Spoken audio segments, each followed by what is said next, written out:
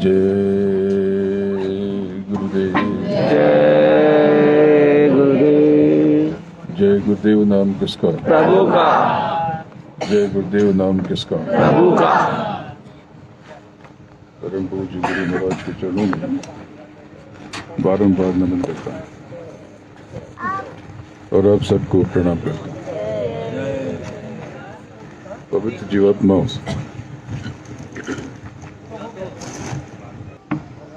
रुखसत का वाकया हमें इतना ही याद है, देखा कि ये वहां तक जहां तक नजर गई।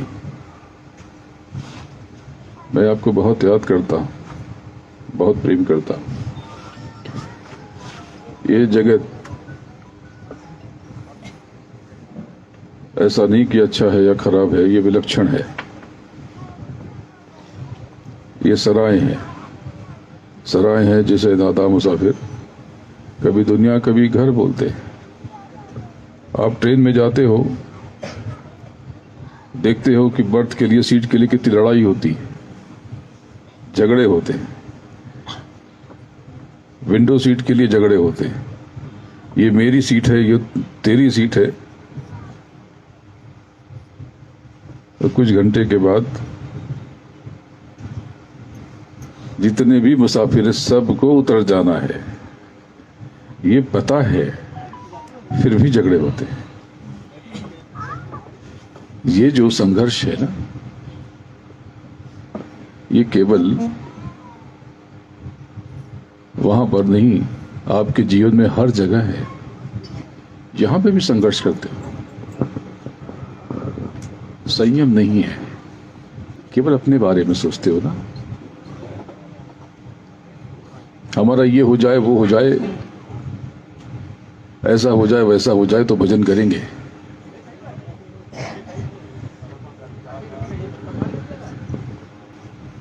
कबीर साहब के बड़े सुंदर पद हैं कि कबीरा ये मुर्दों का गांव, पीर मरे पैगंबर मरिए, मरिए जिंदा जोगी, राजा मरिए, प्रजा मरिए, मरिए वैद और रोगी, और सूरज मरिए, चंदा मरिए, मरिए धरणी आकाशा, और 14 भुवन के चौधरी मरिए इन्हों की कास। सब मिट जाता है, केवल एक चीज रह जाती है, नाम, शब्द। अभी भी कुछ नहीं बिगड़ा, पिछली सारी माफी आज मिल जाएगी, लेकिन इस संकल्प के साथ जाना, आज से मैं बाहर नहीं भीतर की तरफ जाऊंगा और नाम की कमाई करूंगा। आप बाहर की फिक्र छोड़ दो, आपका कुछ भी बुरा नहीं होगा। एक मंत्र याद कर लो, इनको देखो, सदगुरु को देखो, और एक मंत्र यहां लिख लेना कि एक तू ही आसरा है। बात हुई खत्म। मुझे किसी की भी जरूरत नहीं है, एक तू ही आसरा है। तू है तो सब है, और वो था, वो है, वो रहेगा। जय गुरुदेव। आपका सच्चा शुभ चिंतक। और जब वो मालिक है तो किसी का साथ हो न हो, कोई हमदम हो न हो, कोई महबूब माशूक या बाल बच्चे औलाद संसार जगत हो न हो, सदगुरु से बड़ा माशूक कौन होगा, महबूब कौन होगा? हो ही नहीं सकता।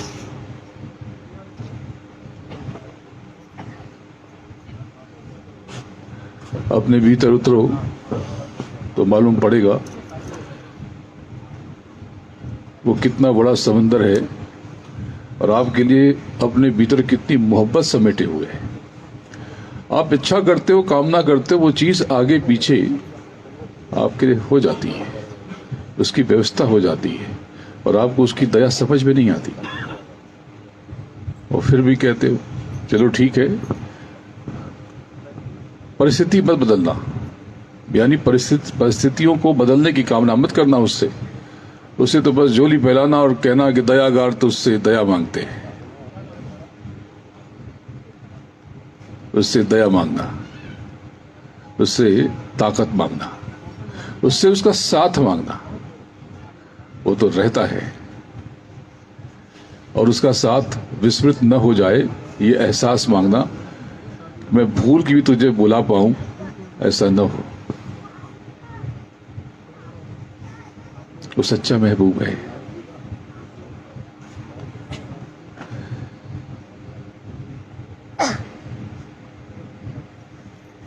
ये पूरा जगत दो पार्टों में बंधा हुआ है, नीचे काल और ऊपर महाकाल। इसके बीच में सारी चेतना, सब कुछ, सारा खेल, और जो सबसे ऊपर है वो अकाल है। वही अकाल है, अकाल तख्त, जो कहते हैं कि बोले सो निहाल, सत श्री अकाल। वही अकाल है, वही सचखंड है।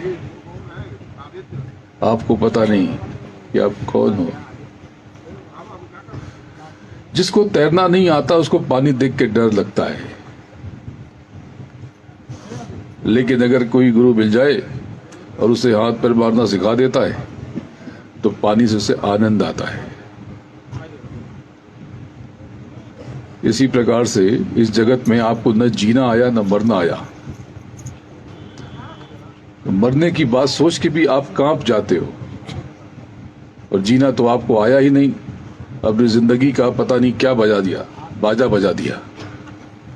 न कोई संबंध निभा पाए, न इस जगत में जगत का ही कोई ढंग का काम कर पाए।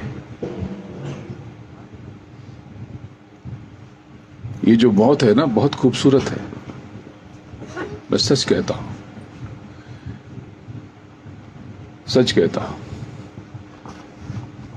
अगर आपके भीतर जागृति आ जाए, आप जग जाओ, तो मौत से अच्छा कुछ भी नहीं है। तब आप महसूस करोगे, आप देख पाओगे कि वो मालिक आपके साथ खड़ा है। इतने आनंद का मौका है वो, जिसको आप मृत्यु कहते हो देह की। बहुत खूबसूरत एहसास है वो, बहुत प्यारा। लेकिन आपको घबराहट होती है कि मर जाओगे। आपको लगता है कि छूट जाएगा। इसको छूटना ही है। कल तक लड़ाइयां हुई होंगी, कह रहे उस वो कोने में मुझे था, मेरा सामान रखा था, तुमने हटा के मेरा रख दिया। आपको ये पंडाल अपना लगेगा, घंटे भर में सब सिमट जाएगा, कुछ नहीं रहेगा। न पंडाल न पंडाली, सब खाली। कल कोई और, ये पंडाल कहीं और लगाया जाएगा, यहां पर कोई और पंडाल होगा, उसमें कोई और आएगा और वो भी चले जाएंगे। आया है सो जाएगा।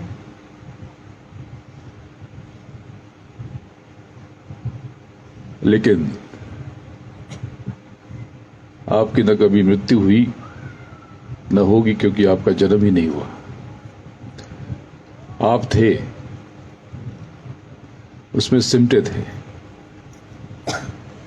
उस मालिक के। आप न कभी जन्मे न कभी मरोगे।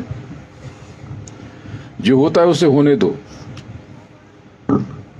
किसी से प्रेम कर पाओ तो बहुत अच्छा है, किसी से घृणा करने की गुस्ताखी करना मत। किसी की निंदा और शिकायत भूल के भी करना मत। अगर निंदा करने की इच्छा हो तो आईना देख लेना, अपने चेहरे में, अपनी सूरत में अपने कर्मों की तलाश करना कि मैंने अब तक कितनों का दिल दुखाया, कितनों को कष्ट दिया, कितनों को बेचैनी दी, कितनों को तनाव दिया, कितनों को परेशान किया। अगर फिक्र करना तो अपने कर्मों की करना, क्योंकि ये आपके साथ जाएंगे, ये चिपक गए। अगर जिंदगी में कुछ अच्छा नहीं हो रहा, देखो, अगर जिंदगी में रुकावटें आ रही हैं, दिक्कत हो रही है, परेशानी आ रही है, इसका मतलब कि आप ऊपर की तरफ जा रहे हो। पहाड़ों में जाते हैं ना ऊपर की तरफ, पतले पतले रास्ते होते हैं। लेकिन अगर जिंदगी में सब कुछ ठीक हो रहा हो, अपने आप चल रहा हो, इसका मतलब कि आप नीचे की तरफ जा रहे हो। क्या कहते हैं उसको, डाउनफॉल शुरू हो गया, दिक्कतें आ रही, इसका मतलब कि आप राइज कर रहे हो, ऊपर की तरफ जा रहे हो। और ये ऊपर नीचे कुछ नहीं है। आप किसको तरक्की कहते हो, किसको अच्छा होना कहते हो? अभी मैंने वही बताया कि 2 कमरे बन जाएं तो 1 कमरा कम ही रहता है। आप सबके घर में 1 कमरा जरूर कम होगा। खुद से पूछ के देखो।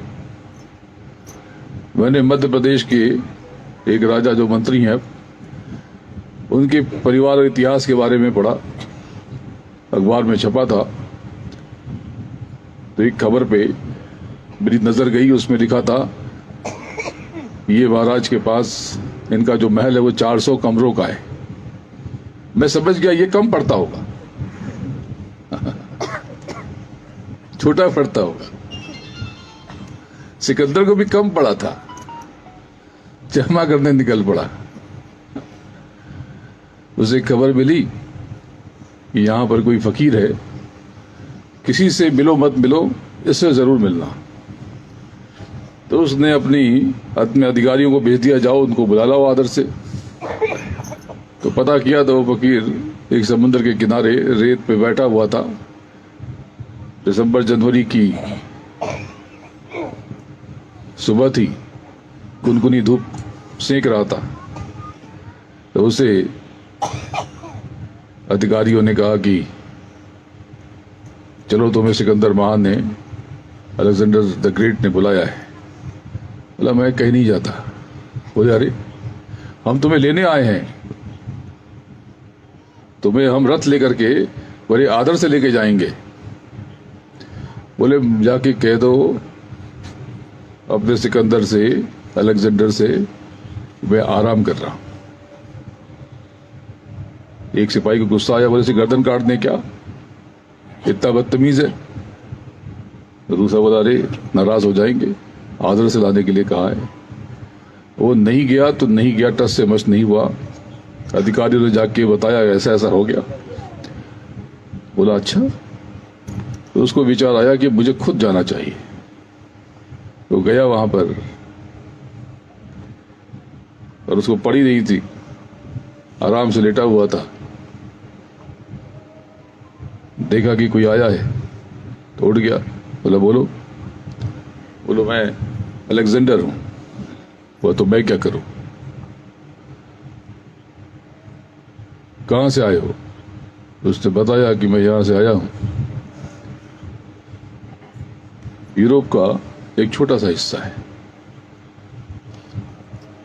इतना बड़ा नाम, लेकिन उसका देश, आज का देश, बार बार दिवालियेपन की कगार पे चला जाता है।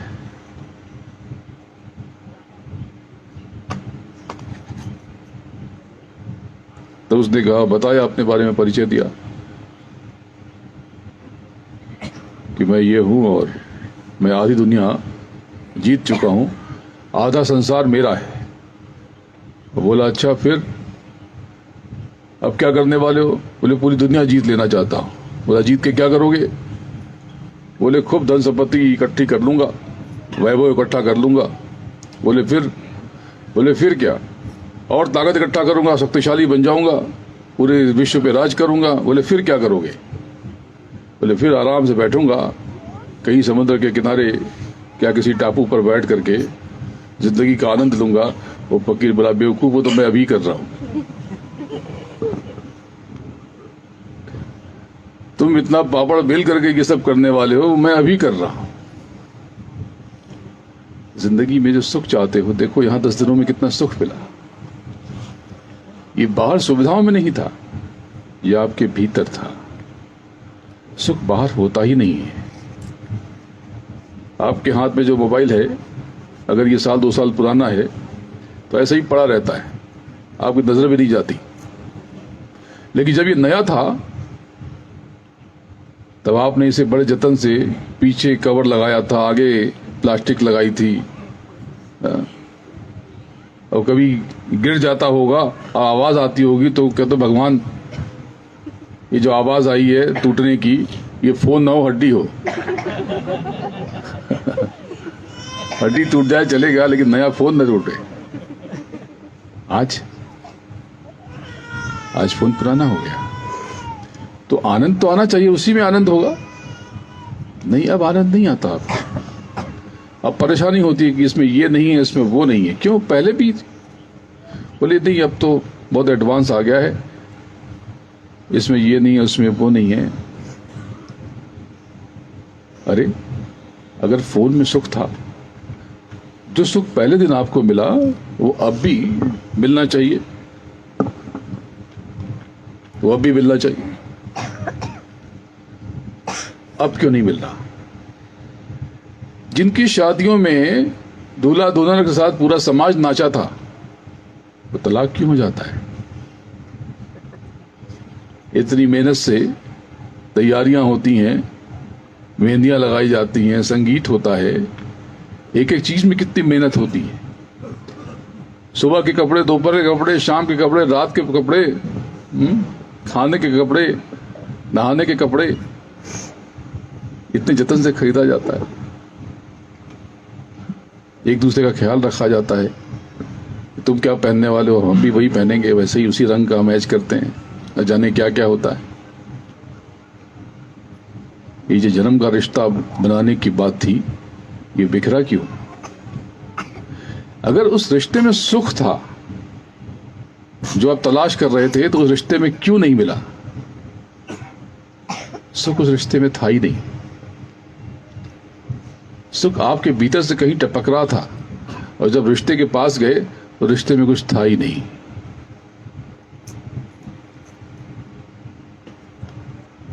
आपका मन उचट गया, आपने सोचा कुछ और था, हो कुछ और गया। सारा खजाना आपके भीतर है। अच्छा देखो, जिनको जाना है, जिनकी ट्रेन है 12 बजे की, निकल जाओ, आ जाओ इधर, निकल जाओ। तो सुख तो अपने भीतर, पूरा खजाना आपके भीतर है, वो मालिक भी आपके भीतर है।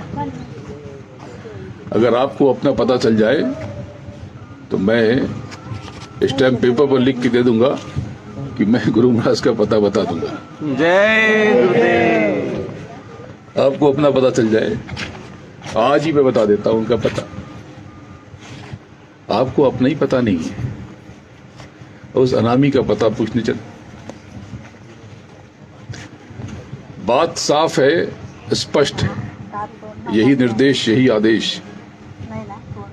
उन्होंने जो कहा था कि मैं चाहूं तो 400 साल रह जाऊं, आपको जान करके, आपकी हैसियत जान के कहा था, वो अनामी चाहे तो 4 लाख और 4 करोड़ साल रह जाए। तो गुरु महाराज थे, और गुरु महाराज, और गुरु महाराज, बस ये सच्ची बात है। आप गहराई सोचोगे तो आपको लगेगा कि हाँ, यही तो सच है, यही तो सच है। इससे बड़ा सत्य कोई नहीं है। तो देखो, आप यहां से बड़ी अलौकिक दया लेके जा रहे हो। आपको एहसास ही नहीं कि कितनी बड़ी दया आप यहां से लेके जा रहे हो, भौतिक भी और रूहानी भी। भौतिक भी और रूहानी भी। अपने हर रोग शोक का इलाज लेके जा रहे हो, और थोड़ा आप साथ दे दो तो मैं लिख के देता हूं दावे से कि साधन भजन में आपकी उन्नति हो जाएगी। जो कल बताया था कि सहज रहो, जैसे है वैसे रहो। अगर कभी ढूंढना है, अपने भीतर ढूंढना। शिकायत करनी है तो अपनी करना, किसी से ना कोई उम्मीद करना, न किसी पर धावा बोलना। तुमने ये कहां रख दिया, अरे आप ही ने क्यों नहीं रख लिया? ये हर घर में होता है, तुम पता नहीं कहां रख देती हो, तुम्हारा काम ही ऐसा है। अरे वो जो महिला आपके साथ में है, जिसको आप धर्म पत्नी कहते हो, अपना सब कुछ छोड़ के आई थी आपके पास। आपका जो है वो आपका है, उसका जो है वो भी आपका है, और जो मायके का था वो मायके का हो गया, और ये जो ससुराल का हो गया, उसका क्या है?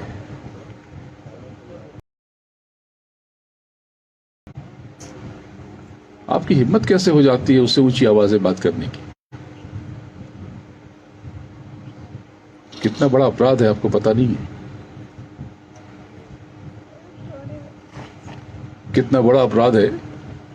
बहुत से लोग तो यहां बैठे हाथ उठा देते हैं, मैं देखता हूं। जिस दिन बच्चों मैं हाथ पकड़ लूंगा ना, उस दिन हाथ उठाने लायक नहीं रहेगा। चलो माफी, आज के बाद ऐसा मत करना। आज के बाद ये सब मत करना। और देवियों, आप भी पूरा आदर देना और बच्चों को भी सिखाना। सुबह जब उठते हो और रात को जब सोने जाते हो, एक दूसरे को प्रणाम जरूर करना, एक दूसरे को जय गुरुदेव जरूर करना, एक दूसरे को आदर जरूर देना। आपके घर अगर एक डाकिया या पोस्टमैन या कुरियर वाला भी होता है, उसको नमस्कार करो। ये संस्कार बच्चों में दो। ये नमस्कार, ये नमः शब्द से बना है, इसमें बहुत कुछ छुपा हुआ है। जब एक दूसरे को आप आदर से जब सर नवाते हो, उसमें जो मालिक बैठा है उसके आगे सर नवाते हो। उसमें जो मालिक बैठा है, आपका विरोधी हो या मित्र हो, इससे कोई फर्क नहीं पड़ता। इससे कोई फर्क नहीं पड़ता। अपने विरोधियों को भी नमस्कार करो, प्रणाम करो। हर किसी में परमेश्वर को देखो, प्रभु को देखो। अपने कर्मों की जिम्मेदारी लो। और जो होता है, लाइट चली गई, आप क्या कहते? अरे बाप रे बाप, लाइट चली गई। अरे बाप रे बाप, कितनी गर्मी हो गई। अरे बाप रे बाप, कितनी ठंड हो गई। अरे ये क्या बात हुई? आप ये नहीं कह सकते आहा कितनी ठंड हो गई, कितना अच्छा लग रहा है। अब अच्छा लगेगा। थोड़ी गर्मी हुई कुनकुनी सी, चलो अब थोड़ी आलस मिटेगी। चलो बहुत बढ़िया, बारिश हो गई, थोड़ा आराम करते हैं, रुक जाएगी फिर चलेंगे। जो जैसा है उसको ऐसा स्वीकार क्यों नहीं करते?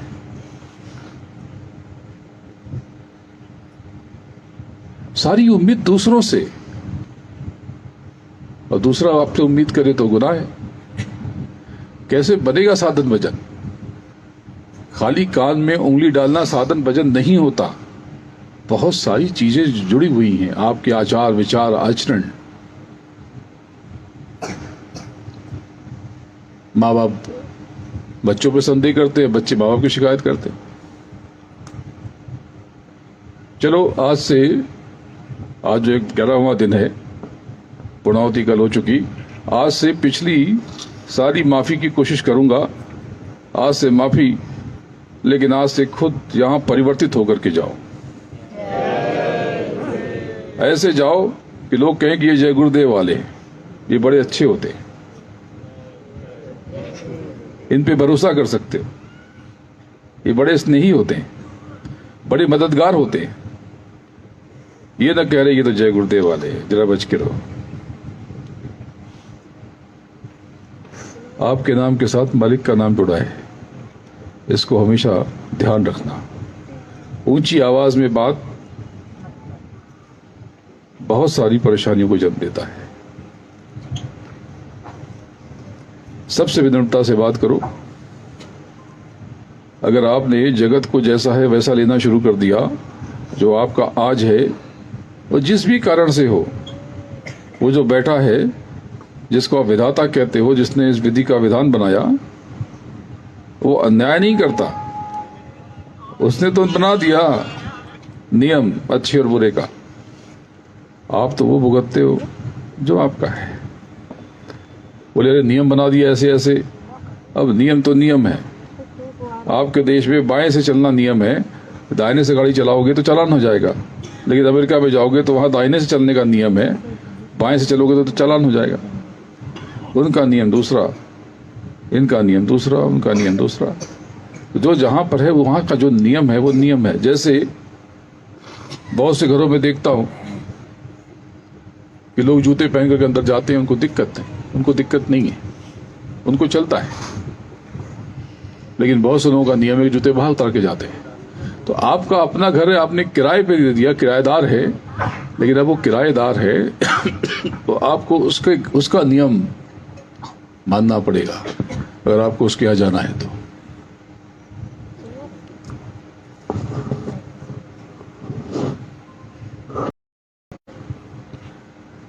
ये जगत, इसको बोझ मत समझो। अगर आप बोझ समझोगे तो कुछ नहीं कर पाओगे। आप हर लम्हे को, हर पल को बड़ा उत्तम समझो, श्रेष्ठ समझो, अच्छा समझो और सजग रहो अपने कर्मों को लेकर। तो यहां से इतनी बड़ी दौलत लेके जा रहे हो, लौकिक और पारलौकिक दोनों। तो भुसावल वालों को और जिन लोगों ने सेवा की और पूरे देश की संगत को, देश की संगत का मैं आभार व्यक्त करता हूं। सबका सहयोग रहा और यहाँ वालों ने बड़े अच्छे से इस कार्यक्रम को अंजाम दिया। उनको भी यकीन नहीं था कि इतना विलक्षण कार्यक्रम हो जाएगा। और कार्यक्रम इतना दिव्य था कि आपको अंदाजा नहीं, इतनी अलौकिक शक्तियां यहाँ पर मौजूद थी, आपको एहसास ही नहीं। कल 5 लोग थे जो दर्शन कर रहे थे, लेकिन ज्यादातर लोग, बस उनको आनंद तो आ रहा था, लेकिन दर्शन इसलिए नहीं हो सका कि उनकी आंख बंद थी। अगर ये आपकी दिव्य दृष्टि खुल जाए तो बात बन जाए। यहां से ये आपको इनसे बात कर लेना, ये बस में भेज देंगे, तो बदले में इनके कुछ कुरियर चार्जेस भेज देना, नहीं तो ये तो ऐसे ही भेज देंगे। इनको कुछ नहीं चाहिए आपसे, ये तो आपकी सेवा के लिए तैयार है, लेकिन आप भेजना ही चाहते हो तो भेज देना। तो वो जो मध्य में जो कुंड है, उसकी जो भस्म है वो बता देंगे आपको, वो देह पर, देह के लिए।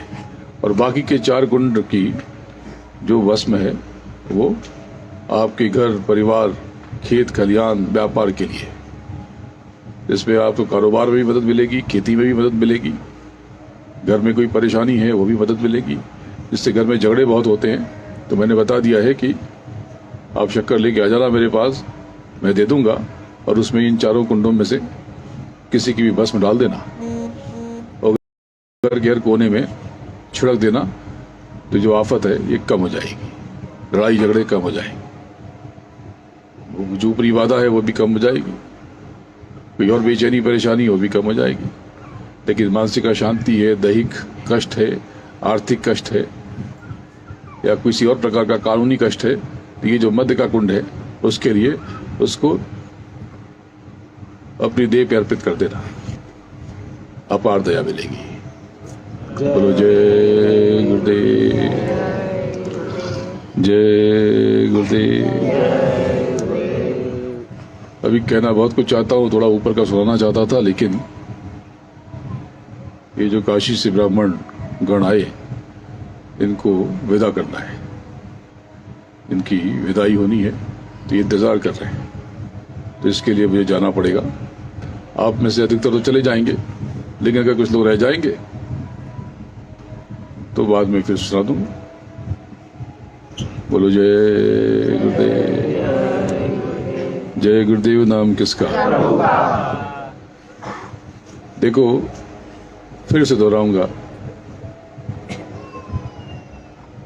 मुझे आपसे बहुत प्रेम है, इससे ज्यादा क्या।